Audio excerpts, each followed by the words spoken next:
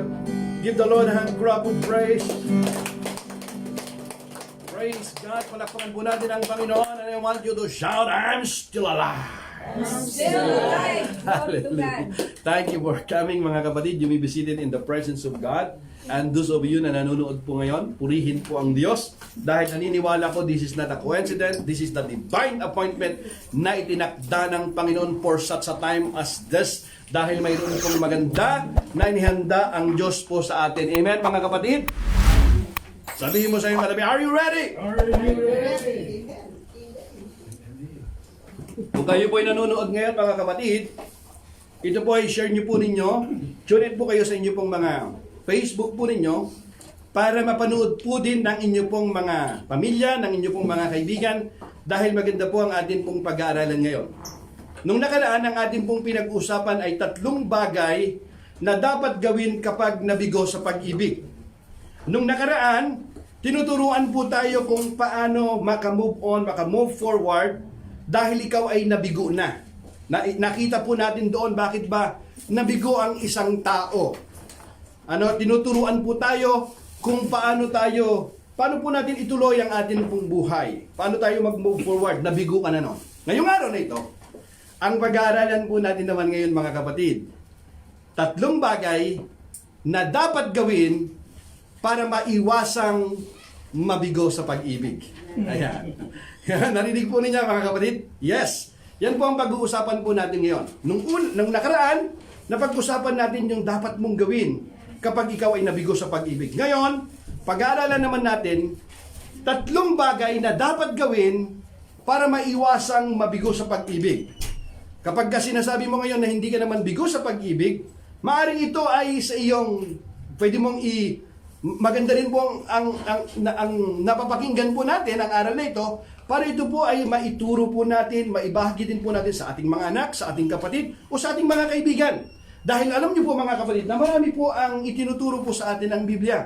Marami po tayo mga love story na mababasa sa aklat po ng Lumang Tipan hanggang sa Bagong Tipan. At naniniwala po ako hanggang ngayon na maraming mga tao pa rin ang nabibighani, na kung minsan ay mabilis mabighani, at dahil dito, kapag hindi po natin ito pinag-isipang mabuti, ito po yung nagiging consequence ito ay napapasama ang atin pong buhay.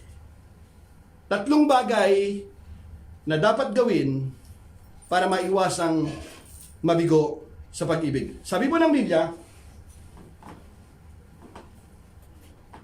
for everything, there is a season.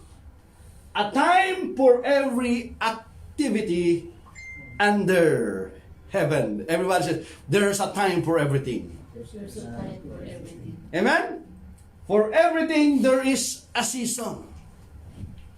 There is a time for everything. There is a season. Sabi ng Tagalog, ang lahat sa mundong ito ay may kanya-kanyang panahon, may kanya-kanyang oras. Kita nyo, mga kapatid? May kanya-kanyang panahon, may kanya-kanyang oras.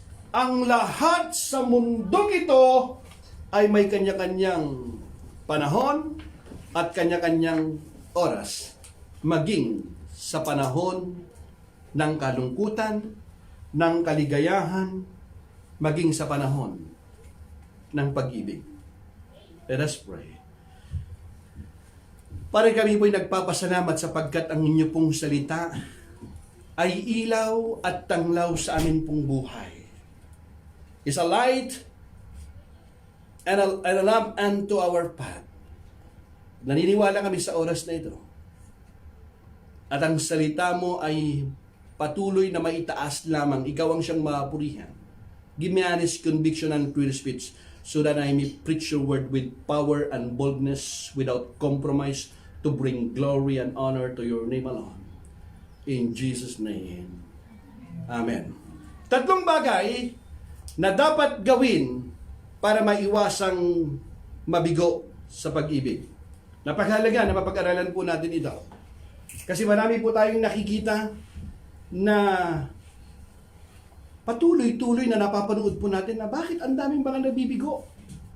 Bakit nga ba sila nabigo? Alam niyo po, mga kapatid, Pwede nating sabihin, mag-move on ka na, mag-move on ka na. Pero alam nyo, mga kapatid, yung isang tao minsan, na nakaranas ng broken-hearted, minsan ay hindi po madali po yun.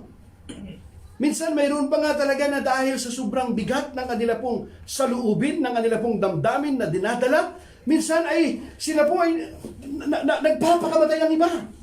Dahil po sa broken-hearted. Kaya nga po, itinuro po natin ito nung nakaraan, yung dapat po nilang gawin para po sila ay makapagpatuloy sa buhay, makapag-move forward.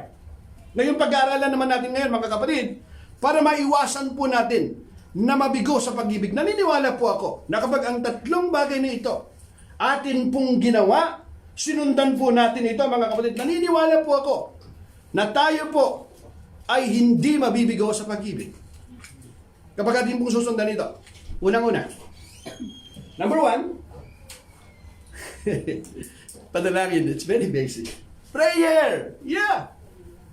Ang pag-aasawa, sa mga wala pang asawa, hindi po minamadali ang pag-aasawa. Hindi po nakabase sa kalendaryo. Hindi rin po nakabase ito, ay, siya na yung aking destiny ko. Siya na yata talaga yung hulog ng langit sa akin. Siya na kaya yung tugon sa aking panalangin. Ito yung mga ano natin, di ba? Siguro, ito na pa talaga yon.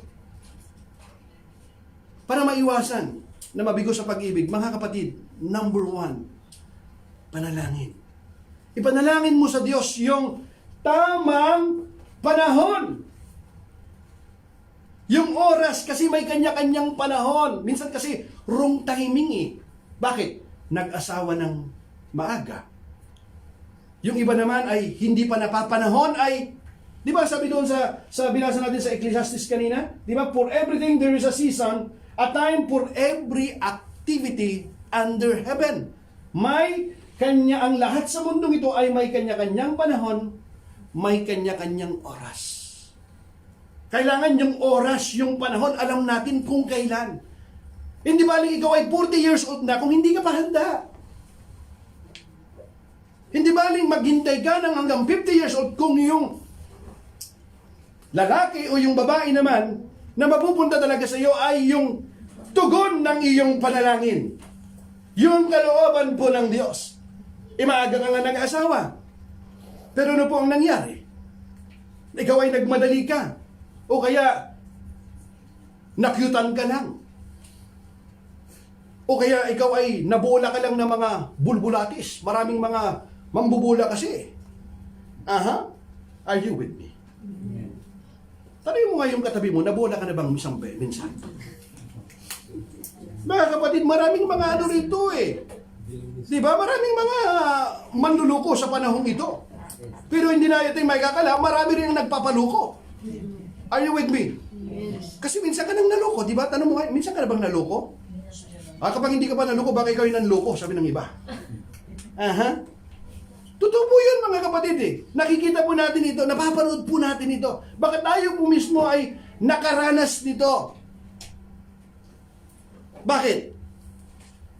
Hindi kasi natin ipinanalangin at hindi tama sa panahon. Dapat yung sakto sa oras, yung sakto sa panahon. Amen. Are you with me? Parang nag-iisip yung iba. Parang kulang yata ako sa panahon na yun. Amen? Yung iba, tingnan nyo yung iba. Hindi pa may asawa na, may mga anak na, nag-uumpisa pa lang magdalaga. Kaya tingnan nyo. May mga anak na, may mga asawa na, pero nag-aastang dalaga pa rin. May mga asawa na naman yung mga lalaki, pero nag-aastang parang binata pa rin. Bakit? Hindi tama sa panahon. Hindi tama sa oras. Amen? Nagawin sa wala tayo, ha? Okay. Dali natin. Sabi ng Ecclesiastes chapter 8, verse 7, Indeed, how can people avoid what they don't know is going to happen? Isn't it? Mga kapatid, alam mo ba yung mangyayari? Bukas, hindi natin alam. Yung ating kinabukasan, hindi natin alam, mga kapatid. Walang makakapagsabi kung ano ang maaaring mangyari at kung paano ito magaganda. Pero sinong nakakaalam? Sino ba ang nakakaalam ng ating kinabukasan? Di ba ang Panginoon, mga kapatid? Alam niya kung ang taong ito ay para nga sa iyo. Minsan kasi yung hindi sa atin kinukuha natin, pinipilit natin kunin na pagmamay-ari na ng iba. Are you with me? Amen? Amen? Amen. Kaya po, mga kapatid, sabi niya, walang makakapagsabi kung ano ang mangyayari at kung paano ito magaganap. Kaya maganda na ipanalangin mo, Panginoon.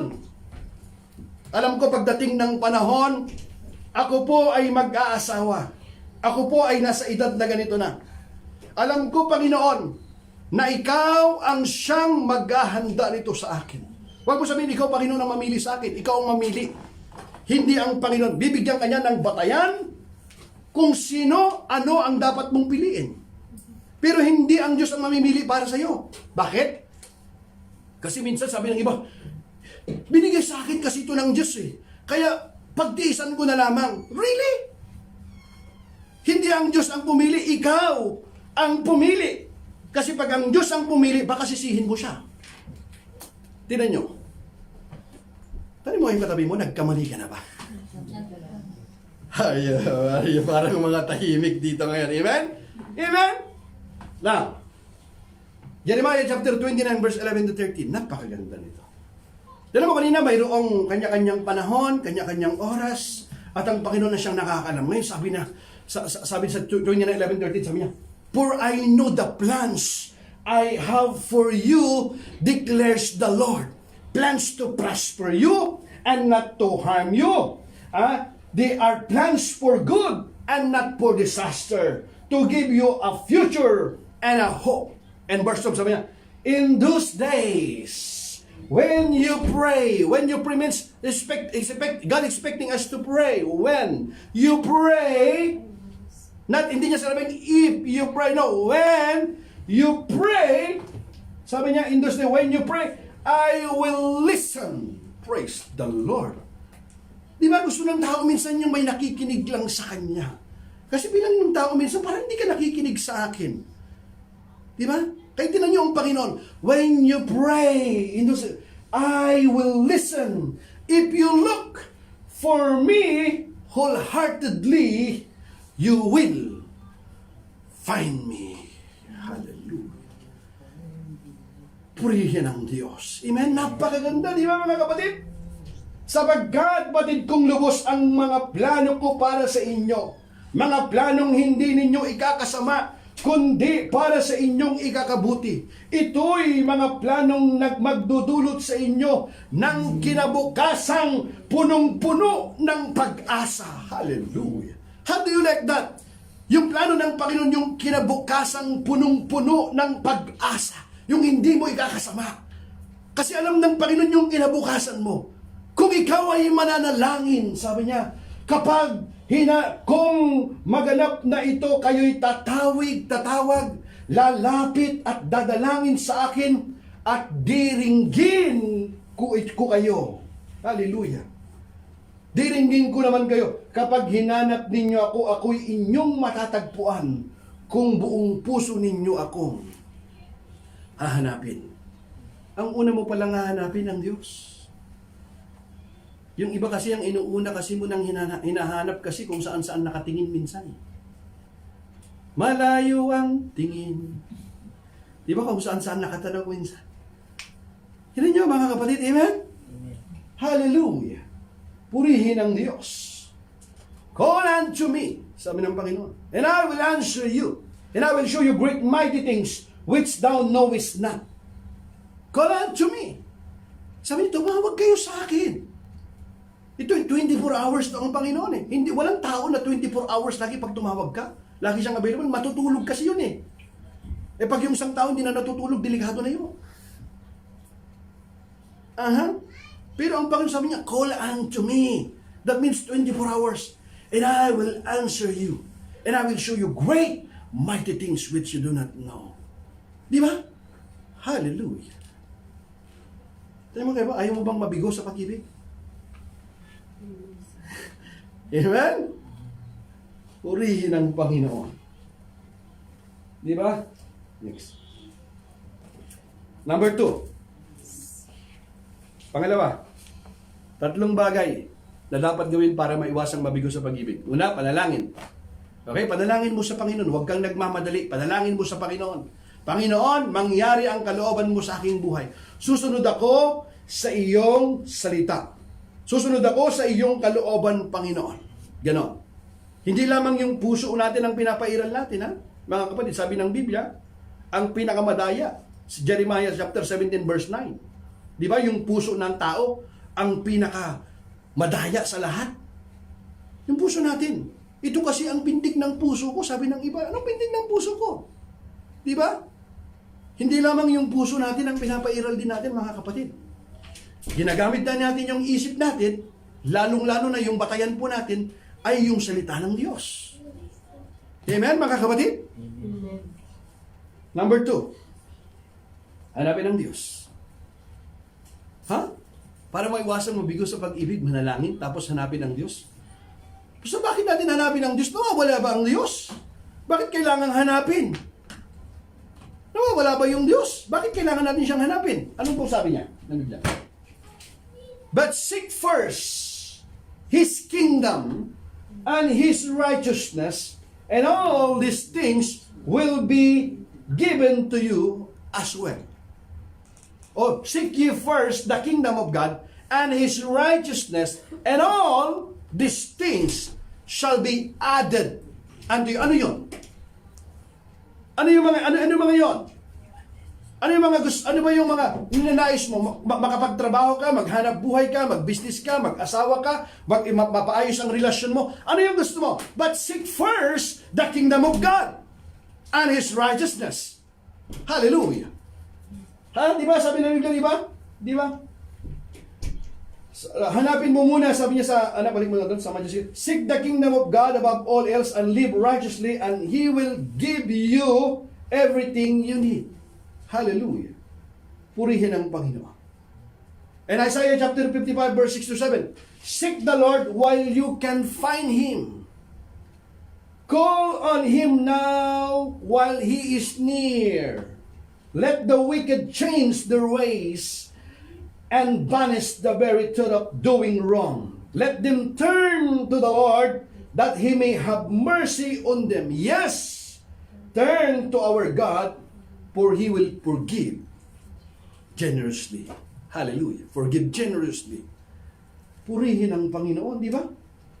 Hanapin, pinapahanap pala sa atin, ano? Yung Panginoon sabi niya, hanapin mo si Yahweh habang siya'y matatagpuan. Hallelujah. Hanapin mo raw si Yahweh habang siya'y matatagpuan. Paano ko ba hanapin, Pastor? Nasa taluktok ba ng bundok ang Panginoon? Nandun ba siya sa langit? Kailangan pumunta doon? Paano ko hanapin yung Panginoon? Pag sinabi mong, hanapin mo si Yahweh habang siya'y matatagpuan. Pag sinabi mong hanapin mo si Yahweh, mga kapatid, kapag ka, marami po siyang ginagamit na mga instrumento para mapakinggan po natin ang kanyang banal na salita. Para mayroon tayong pagkakataon na makapagpuri, makapaglingkod po sa Kanya. Yan po ay paghahanap po sa Panginoon, sa Kanya pong righteousness, sa Kanya pong kingdom. Hallelujah. Kasi sabi niya, hanapin mo si Yahweh habang siya'y matatagpuan. Bakit? Kasi pagdating ng panahon, kahit magkakahanap mo, hindi mo na siya matatagpuan. Lalong-lalo na kapag ka paulit-ulit kang pinapaalalahanan, paulit-ulit na maraming ginagamit ang Panginoon na instrumento para ikaw ay magbalik loob sa Kanya, at hindi mo pinapakinggan ang tinig na yan, mga kapatid, pagdating ng panahon. Sabi ng Biblia, tutuloy ko, hanapin mo si Yahweh habang siya'y matatagpuan, manalangin ka sa Kanya habang siya'y malapit pa. Kita nyo? Habang siya'y malapit pa. Kasi kahit gustuhin mo na, pagdating ng panahon, malayo na ang Panginoon. Tanong, gaano ka na ba kalapit sa Panginoon? Hinahanap ba natin ang Panginoon? Nasumpungan na ba tayo ng Panginoon? Hallelujah. Kita niyo, mga kapatid, yung unang-una pala natin gawin, hanapin muna ang Panginoon. Hindi yung inuuna natin mga ano, kailan kaya ako mag-asawa? Kailan ko kaya mahanap yung ano natin? Kailan ko mahanap yung love life ng buhay ko? Hanapin mo muna ang Panginoon. Kapag hinanap mo ang Panginoon, and all these things shall be added unto you. Hallelujah. Kahit hindi ka na maghanap na minsan nandyan lang sa tabi-tabi mo. Amen? Ganun po yan. Tuloy natin. Okay. Doon sabi niya, habang siya'y malapit pa. Verse 7, at dapat magbago ng pag-iisip ang taong liko. Nakakita ka na ng taong liko? Ang taong liko, sila'y dapat manumbalik at lumapit kay Yahweh upang kahabagan at mula sa Diyos makakamit nila ang kapatawaran. Kita nyo? Makakamit mo pala yung kapatawaran. Alam mo ang ibig sabihin nito, kapatid? Habang ikaw ay hinihipo pa ng Panginoon, lalong-lalo na kapag ka narinig mo ang salita ng Diyos na parang ikaw ang kinakausap, pakinggan ninyo mga kapatid, hindi ko po hangarin na makapanakit ng damdamin ng sinuman. Alam po ito ng Diyos mga kapatid. Ang tanging hangarin ko po ay basahin ang kanyang salita upang sa magitan po ng pagbasa ng kanyang salita, ito po nawa ang magdulot sa atin para tayo ay manumbalik sa Panginoon, tumalima sa kanya pong aral. At habang naririnig po natin yan mga kapatid, nasasaktan pa ang ating puso, masaya ka. Magalak po kayo. Alam mo kung bakit? Kasi ibig sabihin, nangungusap pa sa iyo ang Panginoon. Magtaka ka kapag naririnig mo ang salita ng Diyos na parang hindi ka na tinatablan. Hindi na pumapatak ang iyong luha. Hindi na excited ang kanyang salita. Wala ka ng oras para magpunta sa simbahan, para makinig ng kanyang salita. Wala ka ng oras para makinig ng mga awitin. Wala ka ng panahon para makinig ng mga mensahe ng salita ng Diyos. Magtaka ka. Baka pinatigas na ang iyong puso. Nangyari ito kay Paraon. Maaring mangyari din sa atin ito. Sa paulit-ulit. Kaya dapat tayong masaya kapag tayo'y tinatamaan pa. Mga kapatid, kapag ito po ginawa natin, mga kapatid, naniniwala ako makakaiwas tayong mabigo . Bakit? Nananalangin ka muna. Hinahanap mo muna yung kalooban ng Panginoon. Kanyang kaharian, napakaganda. Bakit natin dapat gawin yon? Bakit? Bakit hindi na lamang yung diskarte ko? Ganun yung tao, bakit hindi na lamang yung, di ba meron tayong wisdom din Bakit hindi na lang yung diskarte? Ano ba sabi ng Biblia? Trust in the Lord with all your heart. Do not depend on your own understanding. Do not depend on your own understanding kasi kahit yung pinakamatalinong tao, pwedeng mabigo sa pag-ibig yan. Di ba sabi ng talinong taong yan? Pero paano nangyari sa kanya yan? Bakit? Nakita na kayong ganoon mga kapatid? Di ba?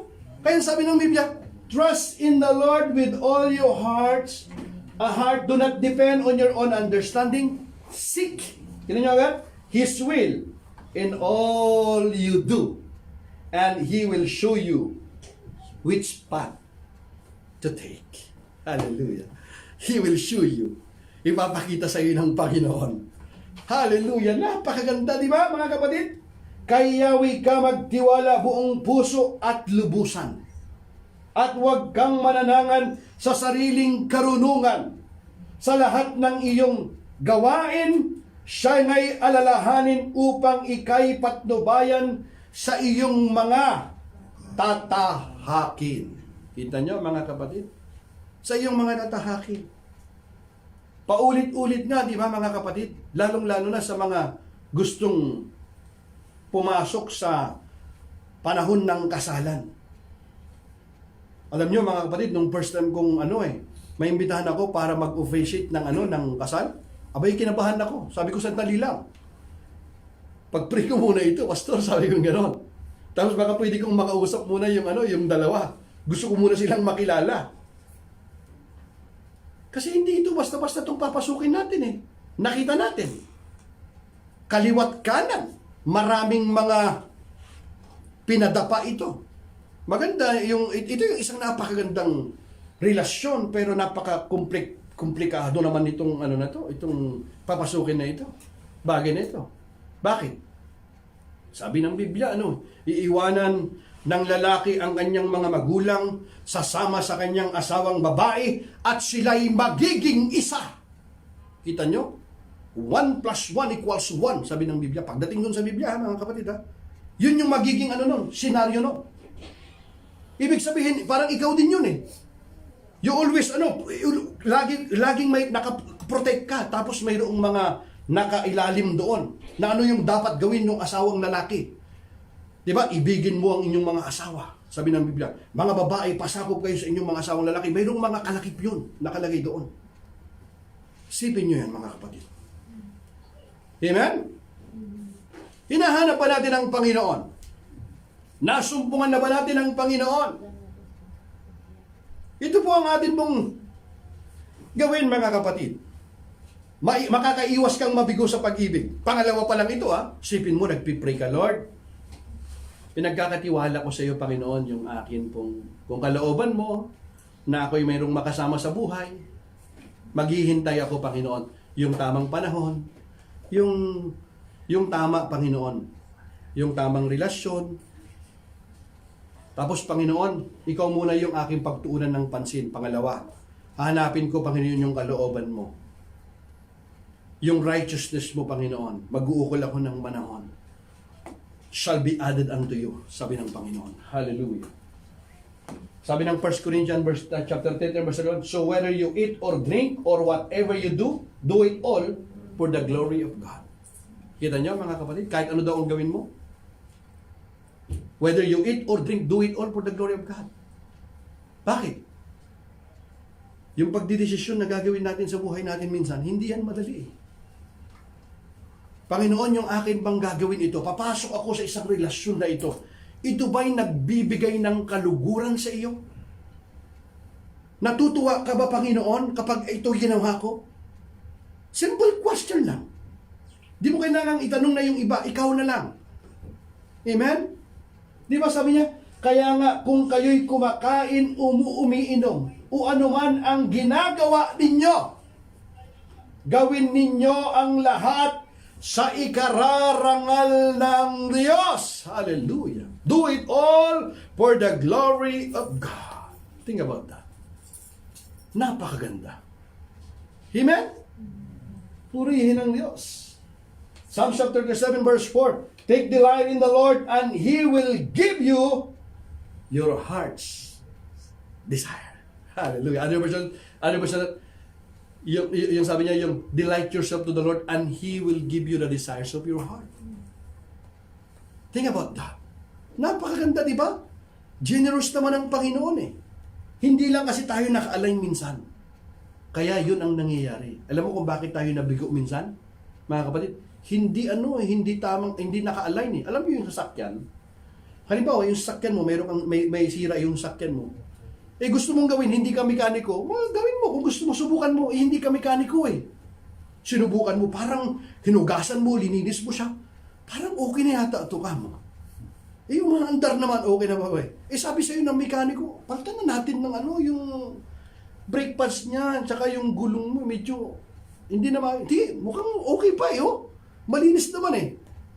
Pinaandar mo. Anong mangyari? Kakarag-karag siya. Una-una, kakarag-karag muna yun eh. Pagka ituloy-tuloy mo yon, naku, delikado yun. Baka madisgrasya ka. At kapag minasama ka pa, hindi lang disgrasya ang abutin mo. Sa hukay pa ang iyong mararating mo. Delikado yan. What I'm saying, mga kapatid ko, minsan kasi, pinapasok natin yung isang bagay na hindi natin pinag-iisipang mabuti. Tanungin natin, Panginoon, yung akin bang gagawing ito, magbibigay ba sa iyo to ng kaluguran? Minsan hindi lamang sa pag-aasawa, hindi lamang sa relasyon eh. Yung akin pong ginagawang trabaho ko na ito, natutuwa ka ba, Panginoon? The way na yung relasyon ko, pakikitungo ko sa aking asawa, sa aking anak, sa aking kapatid, sa aking trabaho, sa aking kasama sa trabaho, natutuwa ka ba, Panginoon? Kita mo? Ha, kapatid, amen? Hallelujah! I-evaluate lang natin minsan yun. Kasi sabi ng Biblia, di ba? Whatever you do, whether you eat or drink, do it all for the glory of God. Hallelujah! Purihin ang Diyos. Umasa ka sa Diyos ang mabuti gawin at mananahan kang ligtas sa lupain. Hallelujah. Napakagandang matutulog ka ng mahimbing. Hindi ka inaano ng ano mo. Di ba? Hallelujah. Purihin ang Diyos. Pangatlong bundos. Tatlong bagay na dapat gawin para maiwasang mabigo sa pag-ibig. Ano yung pangatlo? That's right, godly advice. Hindi lang advice. Ano daw yon? Godly advice. Bakit? Maraming mga worldly advice. Hindi lang basta advice, ha? Dapat godly advice. Dapat naka-align sa salita ng Panginoon. Hindi nalalabag ang salita ng Diyos. Kasi yung worldly advice, maganda kasi sa pandinig minsan yan eh. Pero hindi dahil maganda sa pandinig, okay na. Basta mahal ninyo ang isa't isa. Basta nagmamahalan kayo, ituloy nyo lang yan. Kita niyo mga narinig? Basta wag ka lang makalimot sa iyong obligasyon mo, sa iyong responsibilidad. Okay yan paminsan-minsan. Siguraduhin mo lang, wag kang makakalimot sa iyong pamilya mo. Magagandang pakinggan niya. Kita niyo mga kapatid? Hindi dahil magandang pakinggan, nakalulugod na sa Panginoon. Kaya dapat godly advice. Everybody say godly advice. Godly advice. Mga Diyos na pangaral. Bakit? Tignan nyo. Sabi ng Biblia. Proverbs 11:14. Without wise leadership, a nation falls. You heard that? There is safety in having many advisors. Hallelujah. Everybody say many. Everybody say many advisors. Hallelujah. Sino ba yung mga advisor ko? Sino ba yung magbibigay sa akin ng mga advice? Unang-una, nandyan ang iyong mga magulang. Pwede mong lapitan yan. Kasi may mga pinagdaanan yan, mapagkakatiwalaan mo. Mayroon kang mga matalik na kaibigan. Yung mga kasamahan mo sa church na lumalakad sa liwanag. Mga godly, ibibigay ang kanilang mga godly advice. But of course, at the end of the day, ikaw yung magdidesisyon kung susundin mo o hindi. Ibabalance mo yun eh. Hindi dahil yung binigyan ka ng advice, susundin ko itong sabi sa akin. You have to balance and pray din, mga kapatid. Amen? Kasi mayroong safety yon.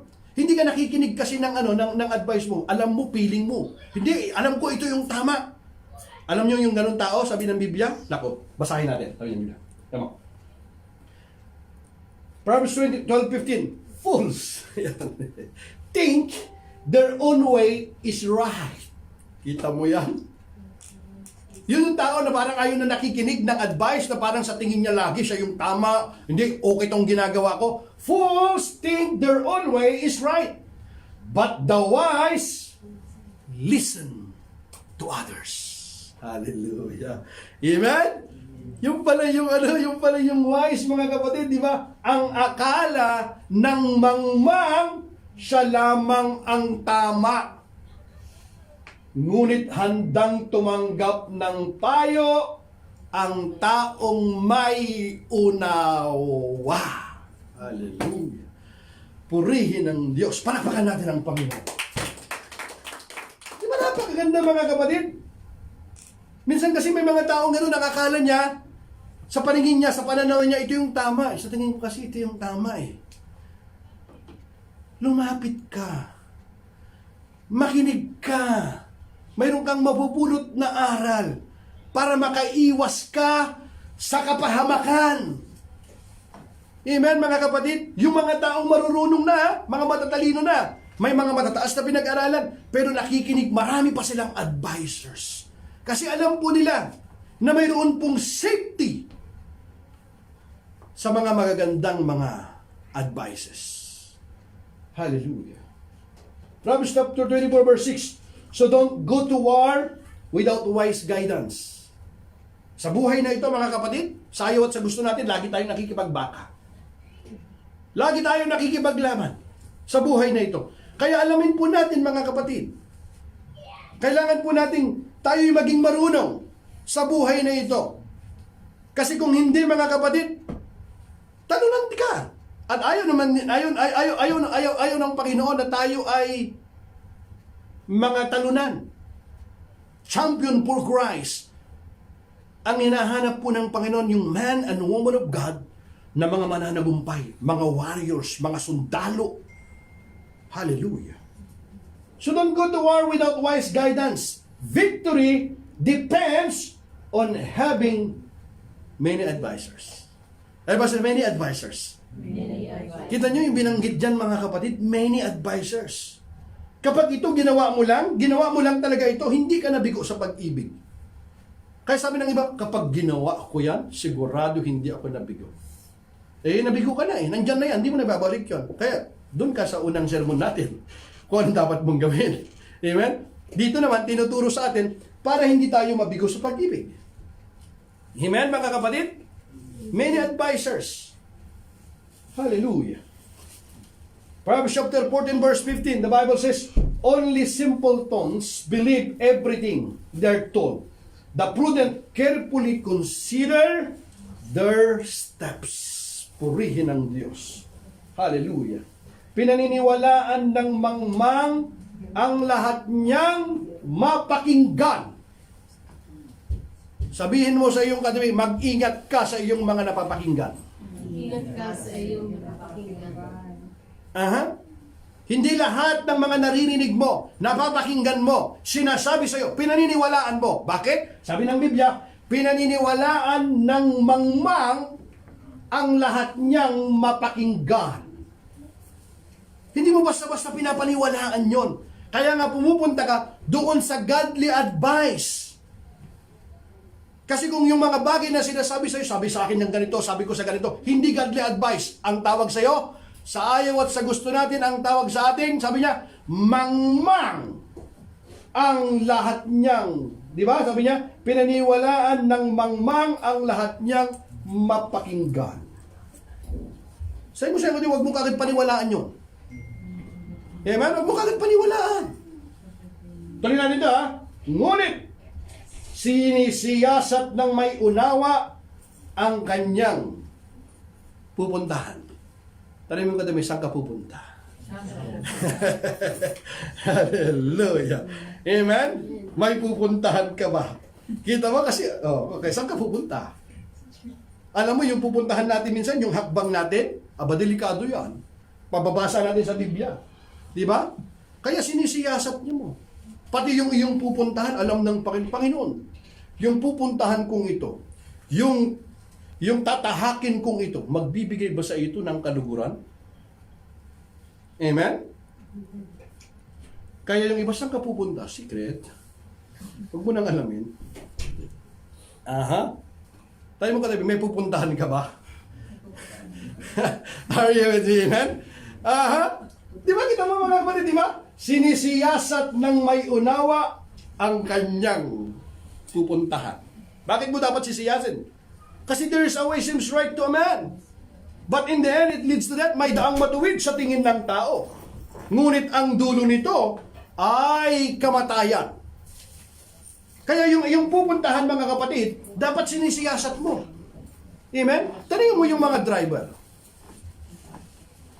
Bago siya pupunta doon sa kanyang patutunguhan, sinisiyasat niya kung yung kanya bang daraanan ay makakarating siya doon sa tamang pupuntahan niya, sa tamang lugar na pupuntahan niya. Kasi kapag ikaw ay dumaan sa maling daanan, kahit anong gawin mo, hindi ka makakarating sa iyong patutunguhan. Amen, mga kapatid? Amen. Yun ang nangyayari minsan sa atin.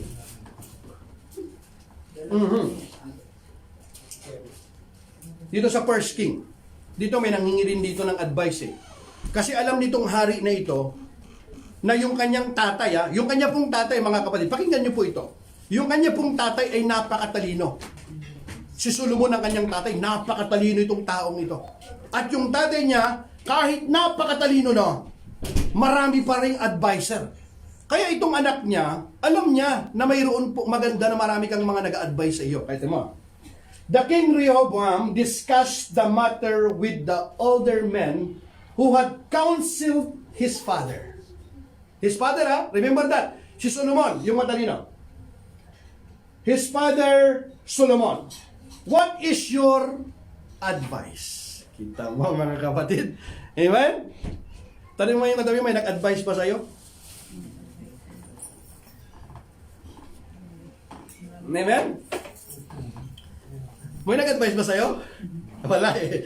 Kaya tinan mo nang nangyari. May nag-advise ba? Tanong, sino nag-advise sa iyo? Aha. Yun ang susunod ng tanong. May nag-advise sa iyo? Mayroon. Tanong, sino nag-advise sa iyo? Di ba? Amen? Hindi dahil may nag-advise sa iyo, makikinggan mo kagad. Mangmang daw yung taong ganon. Na pinapaniwalaan mo kagad. Hindi ganon. Tema, tuloy natin. What is your advice? He asks, how should I answer these people? The older counselors replied, if you are willing to be a servant to these people today and give them a favorable answer, they will always be your loyal subjects. Napakaganda. They will be always, sabi niya di ba? They will always be your loyal subjects. Napakaganda. But Rehoboam rejected the advice of the older men and instead, pakinggan nyo, asked the opinion of the young men who had grown up with him, pakinggan nyo, and were now his advisors. Kita nyo, mga kasakasama niya, kung saan-saan namamasyal, pumupunta kasakasama niyang kumain, kasakasama niyang pumunta doon, pumunta rito. Ano yung advice mo sa akin? Iwanan mo na yan, Brad. Umahanap ka ng iba. Sis, kaya ni Mister, kaya mo rin yan. Huwag kang magpapatalo. Yung mga kasamahan niya, sa Tagalog ko masahin ito, maganda ito eh. Tanda niyo, ha? Tuloy ka mga kapatid. Sumanggo na si Rehoboam sa matatandang tagapayo na naglingkod kay Solomon nang ito'y nabubuhay pa. Itinanong niya sa kanila kung ano ang dapat niyang gawin. At ganito ang sabi sa kanya ng matatanda, kapag pinagbigyan ninyo ang kanilang kahilingan at ipinakita ninyong handa kayong maglingkod sa kanila, kapag sila'y inyong pinakitunguhang mabuti, maglilingkod sila sa inyo habang panahon. Hallelujah. Ang requirement, pakinggan mo at pakitunguhan mong mabuti. Hallelujah. Napakaganda. At ang gagawin daw nila, ang kapalit nito, habang panahon silang maglilingkod sa inyo. Hallelujah. Kapag ginawa lang ito ng lalaki o ng babae, yung lalaki, binibigay niya ang tiwala sa kanyang asawa. At yung kanyang asawang babae, binibigay niya ang respeto sa kanyang asawa, magsasama silang mapayapa ng mahabang panahon at mangyayari sa kanila ang kantang Kung Tayo'y Matanda Na. Hallelujah! Amen! Palakpakan natin ang Panginoon, mga kapatid. Purihin ang Diyos. Ang problema kasi hindi naglilingkod sa isa't isa. Hindi pinakikitunguhan ng mabuti ang isa't isa. Ano ang ginawa nito? Ngunit binaliwala. Kita nyo mga kapatid, kapag binaliwala mo ang godly advice, na ang Panginoon ang ginamit niya sa taong yun, alam mo, na yun ay ginamit ng Panginoon, na ikaw ay binibigyan ka ng pangaral na galing sa Diyos. Mga kapatid, hindi, wag po natin sanang isipin na minsan ay ginagamit ng Panginoon yon na instrumento para ikaw ay tawagin, para manumbalik sa Kanya. Dahil mahal ka ng Panginoon, ayaw ng Panginoon na ikaw ay mapahamak. Kaya gumagamit siya ng mga instrumento. Para ngayon, may nanonood po sa inyo ngayon. Huwag mo sanang isipin na ito'y aksidente lamang. Maaring ito itinakda ng Panginoon. Maaring ikaw ay confused. Hindi mo alam kung ano ang iyong desisyon na gagawin. Katulad ni Rehoboam na isang hari, sabi niya, ngunit binaliwala ni Rehoboam ang payo ng matatanda. Sa halip nagtanong siya sa mga kababata niya na ngayon naglilingkod sa kanya. Kita mo, siyempre, anong ipapayo sa iyo? yung maganda sa iyong pandinig, yung magbibigay sa iyo ng comfort at ng sympathy. They will kiss to your cheek. They will eat to your table. But they will not tell you the truth because truth hurt. Saan mo gustong masaktan? Sa katotohanan o sa kasinungalingan? Masakit ang katotohanan. Ngunit higit na mas masakit ang kasinungalingan. Amen? Palakpakan natin ang Panginoon. Kaya mga kapatid, masaktan ka na sa katotohanan, wag lang sa kasinungalingan. Kasi pagdating ng panahon na ikaw ay namumuhay sa kasinungalingan, higit na mas masakit, hapdi at kirot ang kapalit. Amen? Ano po ang nangyari mga kapatid? Simple and plain. Nawasak ang kanyang kaharian, namatay siya, inilagay siya sa hukay, na hindi man lang nagkaroon ng magandang legacy ang kanyang buhay. Sa lahat ng kanyang pinaghirapan, wala. Bakit? Hindi siya nakinig ng magandang payo. Mga kapatid, mayroon pong wisdom ang isang taong marunong. Ayaw mo na masaktan, maiwasan mo na masaktan, unang-una mong gagawin, manalangin ka sa Panginoon. Hanapin mo ang Panginoon. Makinig ka ng mga godly advice. Kapag ginawa mo ito mga kapatid, ilista mo na itong 2022 na ito. Mas maganda sa mga nakaraang taon mo sa iyong buhay. Amen? Palakpakan natin ang Panginoon. Purihin ang Diyos. Sabi ng Biblia, if you need wisdom, ask our generous God. And He will give it to you. He will not rebuke you for asking. Hallelujah. Purihin ang Panginoon. Sabi ng iba, mayroon akong wisdom, marunong na ako. Yan ang problema. Lagi kang nagmamarunong. Wisdom na sinasabi ng Panginoon, yung godly wisdom. Hindi yung wisdom na bigay ng mundo lang ito, minsan mga kapatid. Kasi hindi dahil maganda sa pandinig, maganda sa tingin po natin, nakalulugod na sa Panginoon. Hindi baling maganda sa pandinig, mga kapatid. Kung yan naman ay hindi nagbibigay ng kaluguran sa Panginoon, huwag mong susundan. Mapapahamak ka. Tingnan mo nangyari kay Rehoboam, napahamak ito mga kapatid. Napahamak siya, nahati nga yung kanyang kaharian eh. Masagana sana siyang ang kanyang buhay, maayos sana, hindi eh. Hindi naging maayos ang kanyang buhay. Laging may ligalig ang kanyang buhay. Matutulog na lang siya sa gabi. Hindi pa makatulog ng mahimbing. May pagkain siya. May mga tauhan siya. Kumpleto siya eh. Kumpleto siya. Lahat mayroon siya.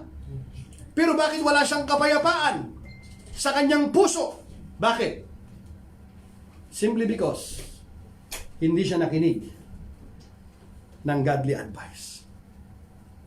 Amen? Sabi mo sa'yo katabi, may nag-advise na ba sa'yo? Amen? Hallelujah! Ngunit kung ang sino man sa inyo ay kulang sa karunungan, humingi siya sa Diyos at siya ay bibigyan sapagkat ang Diyos ay nagbibigay ng sagana at hindi nanunumbat. Kita nyo? Hindi pala nanunumbat ang Panginoon. Nakakita na kayong tao, nanunumbat lagi? Ang Panginoon, hindi nanunumbat siya. Panginoon, bigyan mo ako ng karunungan. Meron akong gagawin, desisyon sa buhay. Hindi ko alam kung ito ay makakabuti o hindi. Bibigyan ka ng Panginoon. At hindi siya manunumbat, nakalimot ka na sa akin. Ha? Hindi mo natandaan yun, iningatan kita nung kahapon. Ito yung ginawa. Hindi ganoon ng Panginoon, hindi siya nanunumbat.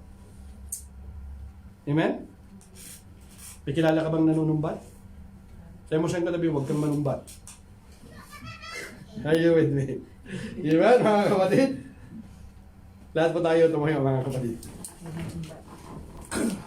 Tatlong bagay na dapat gawin upang maiwasang mabigo sa pag-ibig. Kapag ginawa natin ito, kapatid, kapag ginawa natin ito, ikaw ay nananalangin ka, pinapanalangin mo sa Panginoon na mangyari yung kalooban ng Panginoon. At pangalawa, hinahanap mo ang Diyos. You seek God with all your heart. You know sa kanyang salita. Na kasi kapag ang isang tao kasi naghahanap sa Panginoon, hindi yan gagawa ng isang bagay na nagbibigay ng ng mga bagay na that violate His word? No, of course not. Naku, kino-confirm ng kanyang salita na yung ginagawa mo nga ay nagbibigay ito ng kalugaran sa Panginoon. At number 3, you humble yourself before God. Nakikinig ka ng mga payo, mga makalangit, makadiyos na pangaral o yung godly advice. Mga kapatid, sinasabi ko po sa inyo, hindi ka mabibigo. Sometimes, hindi lamang ito sa pag-ibig. Maging sa iyong desisyon sa buhay. Even if you're planning to build a business or to move to another job or ano mang gawin po natin, do this simple 3 strategy. At kapag ginawa po natin ito mga kapatid, makakaiwas tayo sa pwedeng maging kapahamakan. Amen? Ayaw kong matapos ang gawain na ito without giving you an opportunity to make Jesus the Lord of your life. Every head bow and eye close mga kapatid. I believe with all my heart sa oras na ito na mayroon pong nakikinig ngayon, mayroon pong nanonood ngayon sa akin. Alam mo na nangungusap sa iyo ang Panginoon ngayon. Alam mo sa iyong sarili na kinakausap ka ng Panginoon, na ang Espiritu ng Diyos ngayon ay kumikilos sa iyo. Huwag mong pigilan yan. Yan ay Espiritu ng Diyos. At sa oras na ito, kinakatok ng Panginoon ang iyong puso. Ang iyong dapat gawin lamang, humble yourself before God. Buksan mo ang iyong puso. Papasukin mo si Jesus sa iyong buhay bilang iyong Panginoon tagapagligtas. At kung gagawin mo yan mga kapatid, ano man ang iyong nakaraan, ano man ang iyong buhay, ang Diyos patuloy na gumagawa ng himala. Ginawa niya sa aking buhay, ginawa niya sa maraming mga tao, pwedeng gawin dyan ng Panginoon sa iyong buhay. Marami na akong nakita na dati ang buhay ay sira-sira. Ang dati ang buhay ay hindi lumalakad sa Panginoon ayon sa kanyang kalooban. Pero sa sandali na pinapasok nila si Jesus sa kanilang buhay, kinilala nila bilang Panginoon tagapagligtas, ang kanila pong buhay ay unti-unting na-transform. Nakita ko po ito sa marami. Ginawa po ito ng Diyos sa aking buhay. Gagawin din ito ng Diyos sa iyong buhay. Maybe this time, you know, you are not living right. Alam mo sa iyong sarili. Maybe this time, you know sa iyong sarili. You're not satisfied the quality of your marriage. Maybe this time, you are confused. Hindi mo alam kung anong gagawin mo. But you are watching right now. I'm telling you, this is the divine appointment of God. Open your heart. Ask Jesus to come into your heart. Sa oras na ito, sabihin mo ito na nagmumula sa puso. Taas mong iyong mga kamay. You know mga kapatid, everyone Jesus called in the Bible, He called him publicly in front of many people. Alam mong sabi ng Panginoon? Kapag ako'y ikinahiya ninyo sa harapan ng mga tao, sa aking amang nasa langit, ikakahiya ko rin kayo. Hindi tayo ikinahiya ng Panginoon nung siya'y mamatay. He died publicly on the cross of Calvary para sa iyo at para sa akin. Sa oras na ito, tinatawag ka ng Panginoon. Every head bow and eye close. Kung tingnan yung katabi mo o saan ka man, ikaw ay nanonood ka, diyan ka sa iyong kwarto, nandiyan ka sa iyong sala. Sabihin mo ito na nagmumula sa puso. Sabihin mo, dakilang Diyos! Sabihin mo na malakas, dakilang Diyos! Humihingi ako ng tawad sa aking mga kasalanan. Kinikilala ko, ikaw ay namatay sa cross at muling nabuhay. Sa oras na ito, come into my heart. Lord Jesus, maghari ka bilang aking Panginoon at tagapagligtas ng aking buhay. Tulungan mo ako makalakad sang-ayon sa iyong kalooban. Marami pong salamat sa iyong pagpapatawad, sa iyong pagliligtas. Ito ang aking dalangin sa pangalan ni Jesus. Amen and amen. Palakpakan natin ang Panginoon. Kapatid, paiksi lamang ang panalangin na yan, pero natutuwa ako sapagkat yan ang pinakamagandang desisyon na ginawa mo sa iyong buhay, nang kilalanin mo, tanggapin mo sa Jesus bilang iyong Panginoon tagapagligtas, at libo-libong mga anghel ngayon ang nagkakasiyahan ngayon. Nakikigalak ako sa iyo mga kapatid. Upang ikaw ay lumago sa iyong pananampalataya, umpisahan mong magbasa ng kanyang salita. Kung ikaw ay bago, umpisa mo sa aklat ng yan. And make sure, kapag maluwag na, go to church at ipamalita mo ang kabutihan, ang pagliligtas na ginawa ng Diyos sa iyong buhay. And your life will never. You raise your hand to receive the blessings of the Lord. Now to the King of Kings and Lord of Lords, mighty God, everlasting Father and Prince of Peace, because you put God first place in your life and you continue to live a life worthy of the calling and obedient to His word. Right now, in the name of Jesus, I declare right now, receive your blessing, your healing, your provision in the name of Jesus. Now I bless you in the name of the Father and of the Son of the Holy Spirit. Amen and amen. Hallelujah. Palakpakan po natin ang Panginoon. Praise God. Muli po mga kapatid, thank you for tuning in. Abangan po ninyo mga kapatid yung atin pong next Friday na message po natin.